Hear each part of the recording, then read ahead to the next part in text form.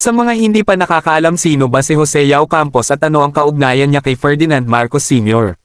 Jose Yao Campos, ika-16 ng Setyembre taong 1921 hanggang ika-1 ng Mayo taong 2006, na kilala rin sa kanyang pangalang Chino na Yao Choliet, ay isang negosyanteng Pilipino na pinakakilala bilang tagapagtatag ng United Laboratories, Unilab.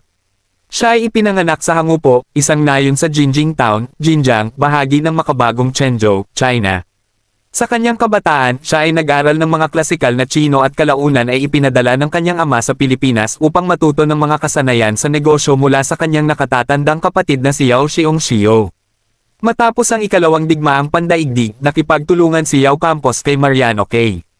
Tan upang magtayo ng isang drugstore sa Binondo, Manila noong 1945. Mula dito, unti-unti niyang pinalawak ang negosyo at naging pinakamalaking kumpanya ng gamot sa Pilipinas.